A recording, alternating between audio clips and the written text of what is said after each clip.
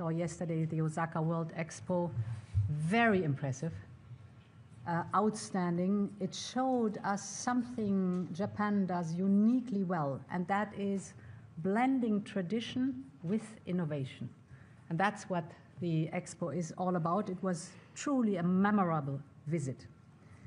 Dear Shigeru, first and foremost, I want to say congratulations. Congratulations on your successful negotiations on a tariff deal with the United States. This summit between the European Union and Japan comes at the right time. The world is changing rapidly. For strategic partners like us, it means being even more closer to face the realities of our times.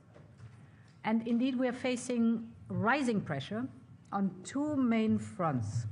The first is geoeconomics, with growing trade tensions and uncertainty, fragile supply chains, the challenge of overcapacity and unleveled playing fields.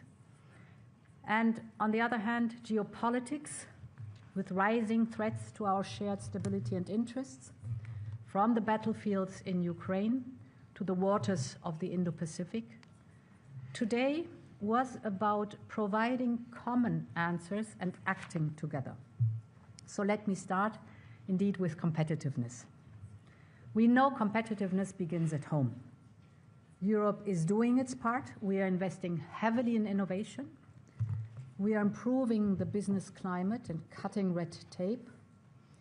But in today's world, competitiveness has to be built with trusted partners, such trusted partners as Japan.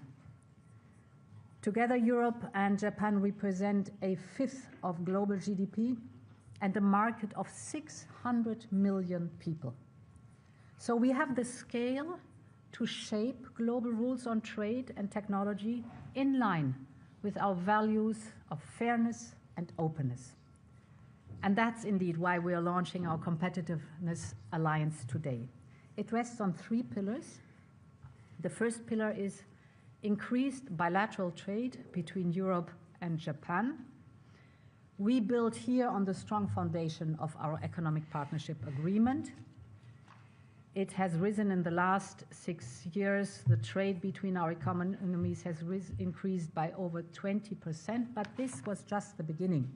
Now we must fully implement the agreement in all areas, such as government procurement, sanitary and phytosanitary standards, and others, so that we can unlock the full potential.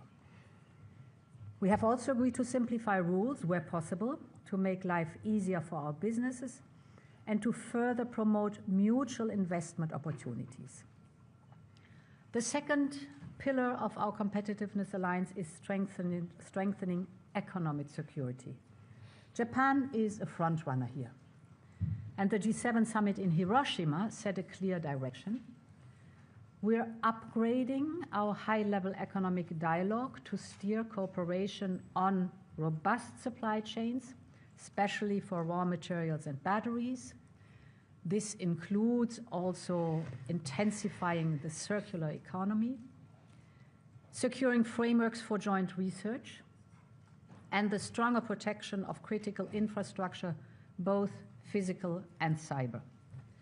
We will also work more closely together to counter economic coercion and to address unfair trade practices. The third pillar is our joint work on innovation and the green and digital transitions.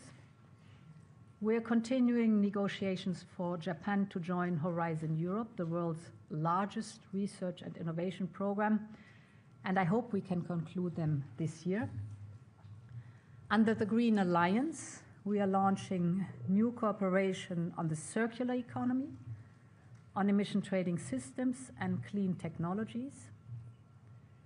And on digital, we are, among others, establishing a working group on submarine cable connectivity, including in the Arctic.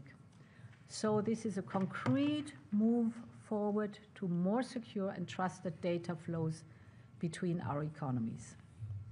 And finally, as you mentioned, Prime Minister, we believe in global competitiveness and it should benefit everyone. That's why Europe is stepping up cooperation with CPTPP countries, not only to defend open trade, but to shape it. Together, the European Union and CPTPP countries can lead a meaningful reform of the WTO so that global trade rules reflect today's challenges and the risks of tomorrow. Finally, on security and defense, here too the work starts at home. Europe is building up its capabilities with an 800 billion euro defense industrial plan. And we also know that security today depends on partnerships.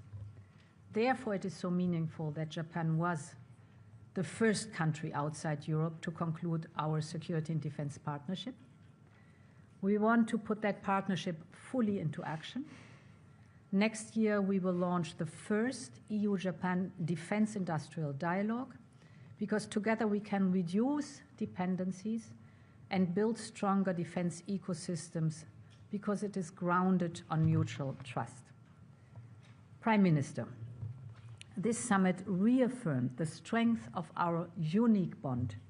In a world that is growing more fragmented, this bond gives us both clarity and direction, the direction to shape a world that reflects our shared values, open economies, secure societies, and fair rules. Thank you.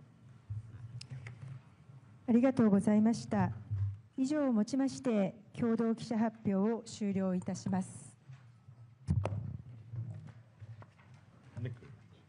プレスの皆様は3首脳が退場するまでそのまましばらくお待ちください。